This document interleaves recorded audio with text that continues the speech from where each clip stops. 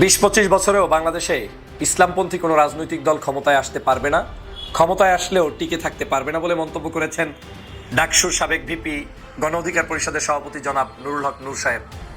নুরুল হক নূর সাহেবের এই বক্তব্যকে বাংলাদেশের কোটি কোটি জনতা প্রত্যাখ্যান করেছে এবং তার এই বক্তব্যকে ঘৃণাভরে তারা প্রত্যাখ্যান করেছে। কারণ বাংলাদেশের কোনো রাজনৈতিক দলই কোনো অবস্থাতেই বলার অধিকার রাখে না যে আগামী এত বছরেও 100 বছরেও অমুক দল কোনোদিন ক্ষমতায় আসতে পারবে না। এটা গণতন্ত্রের কোনো ভাষা হতে পারে না। বড় রকম অরাজকতার দিকে নিয়ে যেতে চাচ্ছে নেপথ্যের কুশীলকরা। শেখ হাসিনা পালিয়ে গেলেও তার দোসররা বিভিন্ন অবয়বে, বিভিন্ন আবরণে, বিভিন্ন নামে, বিভিন্ন মুখোশে এখনো অ্যাক্টিভ কাজ করছে বাংলাদেশে। যারা আওয়ামী লীগের ছায়াতলে ছিলেন, অনেকে দেশ ছাড়লেও এখনো অনেকে দেশে রয়েছেন গোপনে। আবার কেউ ভিন্ন ভিন্ন দলে এতদিন গুপ্ত পরিচয় কাজ করলেও এবার তারা ধীরে ধীরে জাতির কাছে প্রকাশিত হচ্ছে। বিএনপি নামক দলটিকে আমরা চিনি দুভাবে। এক, শহীদ জিয়াউর রহমানের হাত ধরে স্বনির্ভর বাংলা গড়ার এক জনপ্রিয় দল, যে দলটির আজ পর্যন্ত মানুষের হৃদয়ে স্থান করছে জিয়াউর রহমান এবং বেগম খালেদা জিয়ার কল্যাণ রাষ্ট্র করার স্বপ্নকে মাথায় রেখে। কিন্তু বর্তমান সময়ে এসে সেই বিএনপি ক্রমান্বয়ে, যদি আমি বলি যে ভিন্ন মতের গ্রিপে আটকে যাচ্ছে। এখন প্রশ্ন করবেন যে বিএনপি ভিন্ন মতের গ্রিপে আটকাচ্ছে কি করে? যারা আমার থাম্বনেল দেখেছেন, কয়েকটা ছবি দেখেছেন, বিগত 16 বছর যদি হিসেব করি 18 বছরের অধিক সময় বিএনপি জামাত সহ 20 দলীয় জোট। আসসালামু আলাইকুম দর্শক, নতুন একটি খবরে আপনাদের সবাইকে স্বাগতম। আশা করছি আপনারা ভিডিওর শুরুটা দেখেই বুঝতে পেরেছেন আজকের নিউজটা ঠিক কতটা গুরুত্বপূর্ণ হতে চলেছে এবং ঠিক কোন দিকটাকে ইঙ্গিত করছে। তাই বলবো দর্শক, যারা ভিডিওটি দেখতে শুরু করেছেন তারা অবশ্যই নিউজটি না টেনে সম্পূর্ণ মনোযোগ সহকারে দেখবেন, তাহলে এই বিষয় সম্পর্কে আসল তথ্যগুলো জানতে বা বুঝতে পারবেন। তো প্রিয় দর্শক, আমি আর কথা বাড়াবো না। ভিডিওর শুরুতে আপনাদের যেই ভিডিওগুলোর অংশবিশেষ দেখিয়ে শুরু করেছিলাম সেই ভিডিওগুলোর বিস্তারিত আলোচনা দেখব। তবে তার আগে অনুরোধ, যারা এখনো চ্যানেলটি সাবস্ক্রাইব করেননি সকলে চ্যানেলটি সাবস্ক্রাইব করে পাশে থাকা বেল আইকন বাজিয়ে দিন, আর যারা ইতিমধ্যে সাবস্ক্রাইব করে রেখেছেন তাদেরকে অসংখ্য ধন্যবাদ। প্রিয় দর্শক, চলুন একটি লাইক দিয়ে আমরা ধারাবাহিকভাবে সবগুলো ভিডিওর বিস্তারিত আলোচনা দেখে আসি। একটা ফ্যাসিস্ট রেজিমের বিরুদ্ধে লড়াই করেছে। বিএনপির অনেক নেতার প্রাণ চলে গেছে, জামাতের শীর্ষ নেতাদের প্রাণ গেছে। বিগত 16-17 বছরে বিএনপি এবং জামায়াতকে আমরা দেখিনি একে অপরের দিকে আঙুল তুলতে। বিষয়টা ভালো করে খেয়াল করবেন। বিগত যদি হিসেব করি 18 বছর, হাসিনার 16 বছর, আরো 2 বছর, আমরা বিএনপি এবং জামায়াতে ইসলামীকে দেখিনি একে অপরের দিকে আঙুল তুলতে, কিংবা বিএনপির একজন নেতাকে বলতে শুনিনি জামাত যুদ্ধাপরাধী, মানবতা বিরোধী বা রাজনীতি। 18 বছরে বিএনপির কোন নেতার মুখে এই শব্দটা আমরা শুনিনি, কিন্তু এখন বিএনপি এই কথাটি বলছে। গত 18 বছর বিএনপি জামাত সম্মিলিত কেবল বলে গেছে শেখ হাসিনাকে, আওয়ামী লীগের শেখ হাসিনাকে বা আওয়ামী লীগের নেতাদের, কিন্তু তারা একে অপরকে কখনো কিছু বলেনি। প্রশ্ন করবেন তাহলে এখন কেন বলছে একে অপরকে? গত 18 বছর জামাত রাজাকার ছিল না বিএনপির চোখে, কিন্তু এখন রাজাকার কেন? এর একটা উত্তর আছে। উত্তরটা হলো, আওয়ামী লীগ যখন জামায়াতকে তার কোলে টেনে নিয়েছিল, জামাত তো অনেকের কোলে চড়ার একটা অভ্যাস আছে, জামাতে কম বেশি বোঝেন, কখনো বিএনপির কোলে চড়ে, কখনো আওয়ামী লীগের কোলে চড়ে। তো বিএনপির কোলে যখন চড়েছিল তখন আওয়ামী লীগ বলেছিল জামাতকে রাজাকার, আল বদর বা আরো অনেক কিছু। সেই জামাত যখন জামাতের কোল ছেড়ে, বিএনপির কোল ছেড়ে আওয়ামী লীগের কোলে চেপে বসলো, তখন বিএনপি জামায়াতকে রাজাকার বললো, কিন্তু আওয়ামী লীগ তাদেরকে রাজাকার বললো না। গল্পটা এখানে শেষ না। এরপর হাসিনার রেজিমের পরিবর্তনে 111-এর পর বিএনপি, জামাত সহ বাকি দলগুলো 20 দলীয় জোট গঠন করল।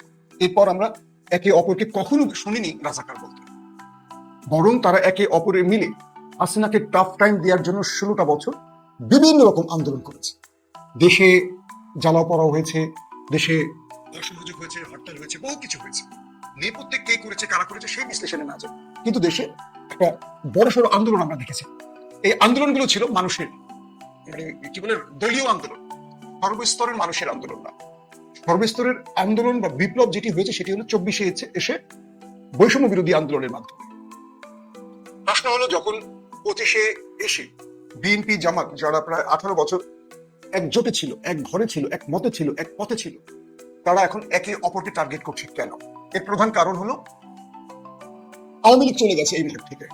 বিএনপির প্রতিদ্বন্দ্বী বা বিএনপির সামনে চ্যালেঞ্জিং মুহূর্তে দাঁড়িয়ে গেছে, চ্যালেঞ্জিং পদে দাঁড়িয়ে গেছে, চ্যালেঞ্জিং চেয়ারে বসে গেছে জামাত ইসলাম। মাঠে আওয়ামী লীগ নেই। যেহেতু তাদের প্রধান শত্রু নেই, সেহেতু দুই বন্ধু এখন নিজেরাই শত্রু হয়ে গেছে, কারণ দুজনেরই দরকার ক্ষমতার চেয়ার। আমরা সাম্প্রতিক সময়ে যে বিষয়টি সর্বাধিক দেখছি, বিএনপির প্রতিটি সভা সমাবেশে ছাত্রদল, যুবদল, কৃষক দল, যত তাদের অঙ্গ সংগঠন আছে, গ্রাম, ইউনিয়ন, থানা, উপজেলা, জেলা, বিভাগ, রাজধানী, প্রত্যেকটি জায়গায় দেখছি স্লোগান একটি, রাজাকার। অথচ এই রাজাকার শব্দটি উচ্চারণ করে শেখ হাসিনা তার ক্ষমতার কফিনে শেষ পেরেকটি গেড়েছিলেন। ছাত্ররা এক সঙ্গে স্লোগান তুলেছিল, তুমি কে, আমি কে, রাজাকার রাজাকার। তো যে শেখ হাসিনা রাজাকার শব্দটি উচ্চারণ করে তার গদি হারালেন, সেই রাজাকার শব্দটি এখন বিএনপির প্রধান উপপাদ্য হয়ে গেছে। আসলে ঘটনাটা, যেহেতু আগামী নির্বাচনে বিএনপি এবং জামাত প্রধান প্রতিদ্বন্দ্বী হচ্ছে, আওয়ামী লীগ নেই, তাই এই দুটো দল দুটো ন্যারেটিভ তৈরি করছে। বিএনপি তৈরি করছে জামাতের উপর রাজাকার ন্যারেটিভ, জামাত বিএনপির উপর তৈরি করছে চাঁদাবাজ ন্যারেটিভ।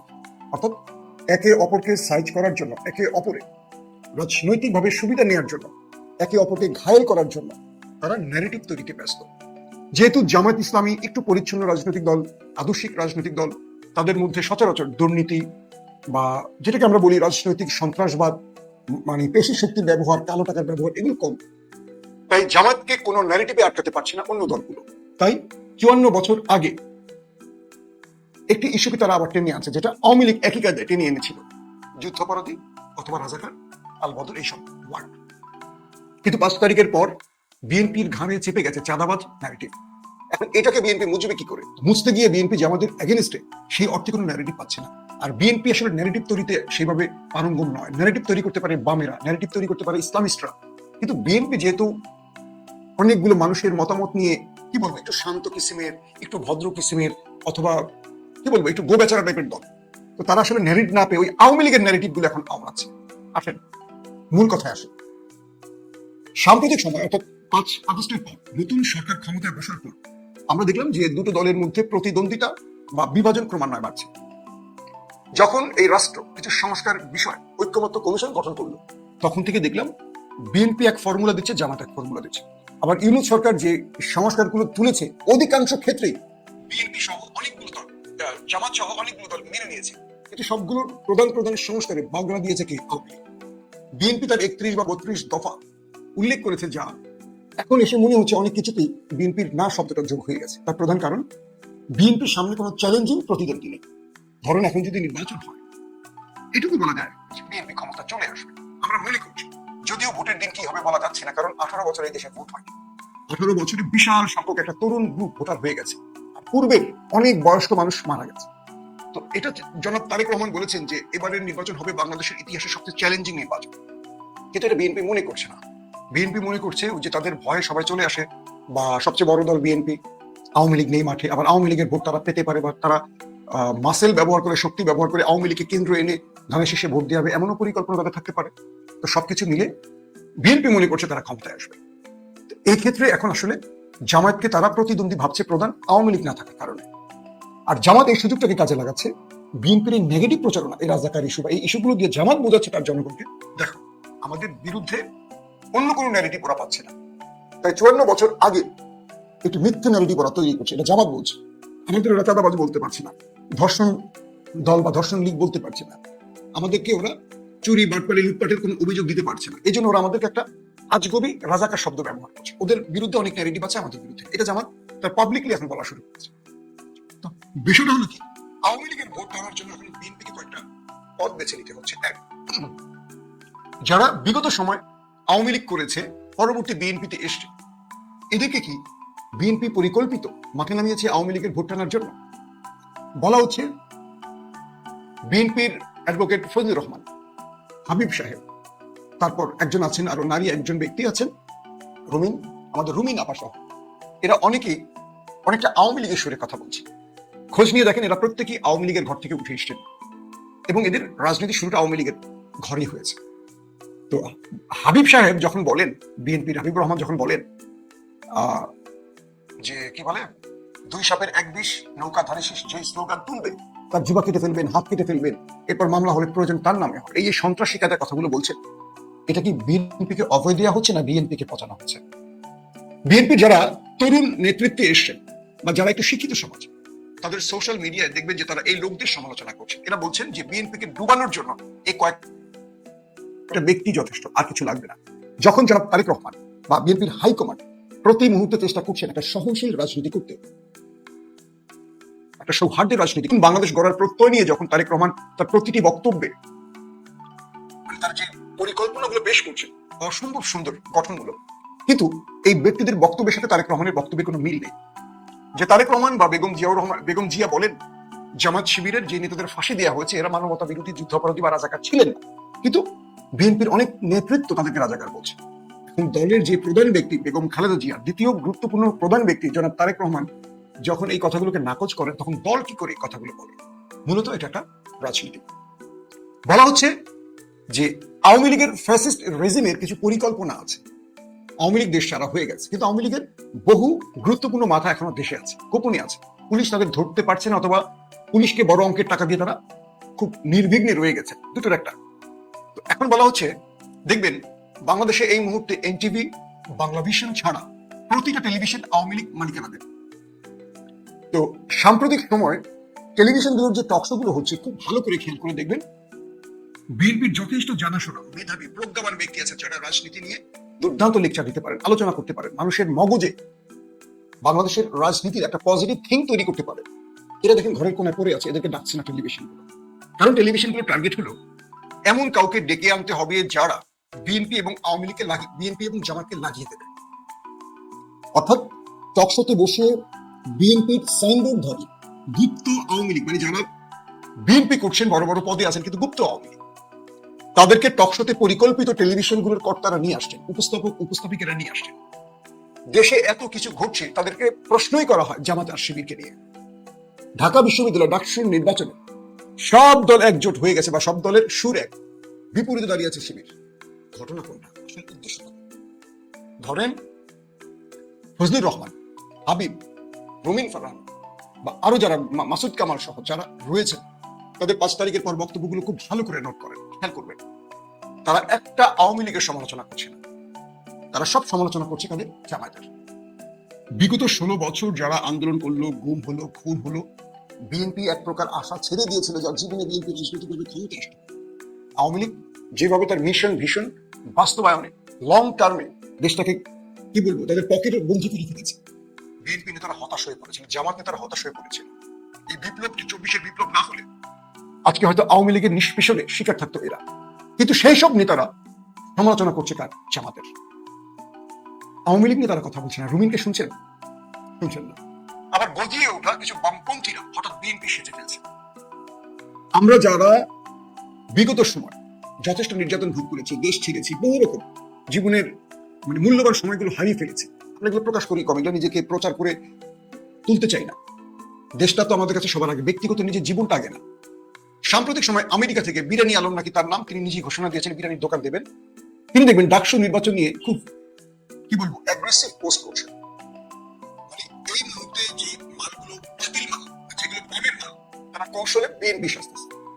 এই বিরানি আলমরা এমন ভাবে কথা বলছে, মনে হচ্ছে যে এরা যুগের পর যুগ বিএনপি করেছে, এরা বিএনপির জন্য অনেক কিছু করেছে, অনেক ত্যাগ স্বীকার করেছে। মূলত হলো নেপথ্যে একটি কাজ চলছে, খুব মন দিয়ে আজকের আলোচনাটা শুনবেন। দুটো শক্তি কাজ করছে। একটি শক্তি হলো তৃতীয় পক্ষ, যারা 111-এর মতো ক্ষমতায় বসতে চায়। দ্বিতীয় শক্তিটি হলো আওয়ামী লীগ এবং দিল্লি।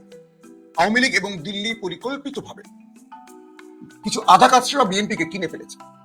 তাদেরকে অর্থায়ন করে বলা হচ্ছে, তোমরা টেলিভিশনগুলোতে, সোশ্যাল মিডিয়াগুলোতে প্রতিদিন এই কথাগুলো প্রচার শুরু করো, যাতে করে জামাত বিএনপির মধ্যে আর ঐক্য তৈরি না হয়, যাতে করে এই নির্বাচনটি বানচাল হয়ে যায়।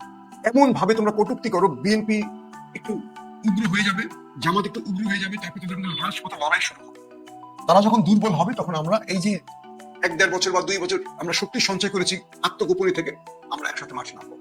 তাই ফজু পাগলাকে মাঠে নামিয়ে দিয়েছে, হাবিব সাহেবকে, একজন বড় চাঁদাবাজ নাকি হাবিব, অনেক গণমাধ্যমে দেখেছি, তাকে মাঠে নামিয়েছে, রুমিনকে নামিয়েছে, বিরানি আলমকে নামিয়েছে, মাসুদ কামালকে নামিয়েছে, এরকম আরো অনেকে নামছে। এখন বিরানি আলমকে দেখলে অনেক বিএনপি মনে করেন আমাদের লোক। ভাই, 18 নির্বাচনের পর বিরানী আলম হঠাৎ করে স্টপ হয়ে গেলেন কেন প্রশ্ন করেছেন? কারণ একটা মোটা অ্যামাউন্ট তাদেরকে দিয়ে এসছে আমেরিকাতে কোন একটি এজেন্সি। বলা হয়েছে আর বিএনপি ক্ষমতায় আসবে না, আওয়ামী লীগ চিরকাল থাকবে ক্ষমতায়।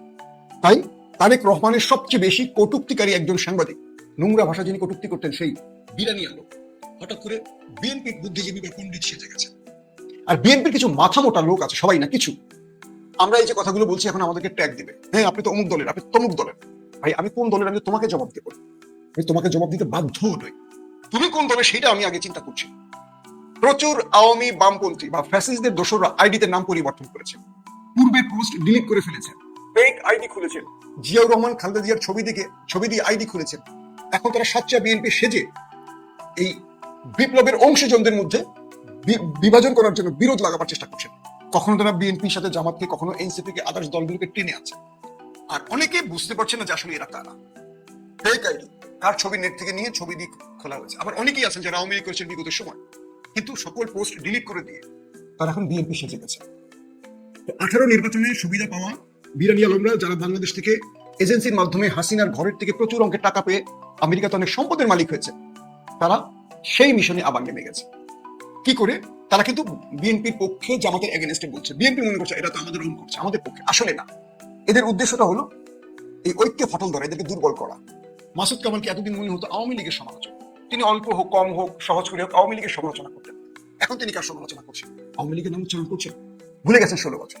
তার মানে এদেরকে ফিফথ কলামের মাধ্যমে মেনটেন করতো বিদেশি এজেন্সি। আমি ফিফথ কলাম নিয়ে লাইভ করেছিলাম অলিভ ভাইয়ের সাথে, আপনাদের মনে আছে? সংক্ষেপে একটু আপনাদের বলে দিই। মোসাদ বা বড় বড় গোয়েন্দা সংস্থা হোক সেটা তাদের একটা ফিফথ কলাম থাকে, এটাকে বলে ফিফথ কলাম।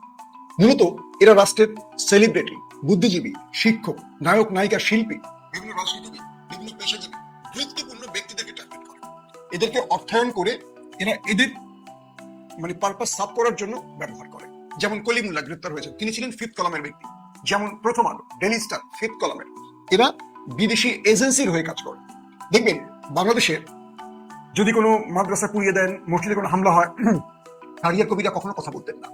যখনই একটা হিন্দু পরিবারে পরিকল্পিত আক্রমণ হতো, কারণ হিন্দুকে আক্রমণ করছে, এটাকে জামাত আর বিএনপির ধারে চাপিয়ে দিয়ে শাহরিয়ার কবিররা অ্যাক্টিভ হয়ে যেতেন রাস্তায়। সকল ওই গ্রুপ নেমে যেতেন মাঠে, নারীরা পুরুষরা, তারা মুখে কাপড় লাগায় এটা করে ওটা করে প্রতিবাদ করতেন। কান ধরা প্রতিবাদ করছে নারায়ণগঞ্জের ঘটনায়, মনে আছে? এরা হলো সব ফিফথ কলামের লোক। এরা এই মোসাদ বলি, বলি, এই এজেন্ট, মানে এটার এজেন্ট হিসেবে কাজ করে। তো নায়ক নায়িকা যেটা বলি, পৃথিবীর বহু দেশে ফিফথ কলামকে এভাবেই অ্যাক্টিভ রাখে। ধরেন প্রফেসর ইনুস যদি বাংলাদেশের কল্যাণে একটা বড় পদক্ষেপ নিতে চায়, এই ফিফথ কলামের আন্ডারে সব লোক মাঠে নেমে যাবে। হোক সেটা ডক্টর তুষার মক্কু, তো দেখবেন নেমে যাবে প্রথম আলো, দেখবেন নেমে যাবে আমাদের কি বলে নারী নেত্রীরা, খুশি কবিরেরা নেমে যাবে, আরো অনেক রোকেয়া প্রাচীরা নেমে যাবে। কেন নেমে যাবে? তারা ওই এজেন্সির ফিফথ কলামের লোক।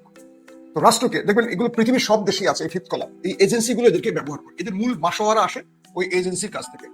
ধরেন আমি আপনি যত চিল্লাচিল্লি করি, কালকে প্রথম আলো একটা শিরোনাম যদি করে বড় কিছু, বাংলাদেশ কিন্তু অনেক ছোট হয়ে যাবে। তাই প্রথম আলোর অর্থায়ন কারা করে? ওই কিংবা মোসাদ, মানে ফিফথ কলাম তারা। এইভাবে বাংলাদেশে এই মুহূর্তে আন্তর্জাতিক এস্টাবলিশমেন্ট এবং তাদের এজেন্সির ফিফথ কলাম খুবই স্ট্রং। তো কেন মাঝে মাঝে আমার মনে হয় যে ইনুস কি আবার ফিফথ কলামের লোক কিনা, সেরকমই অনেক সময় অভিযোগ, মানে সন্দেহ হয়। এটা নিয়ে আমার কোনো প্রমাণ নেই, অথবা এটাই বলতে চাই। তো মূলত এই মুহূর্তে টেলিভিশনগুলোতে দেখছেন যে সেই আওয়ামী লোকেরা, গুপ্ত আওয়ামী লীগেরা বিএনপি সেজে, বিএনপি বেগম জিয়ার উপদেষ্টা, ওই নেতা সেজে, তাদের টকশোর ভাষা একটাই, জামাই জামাই জামাই।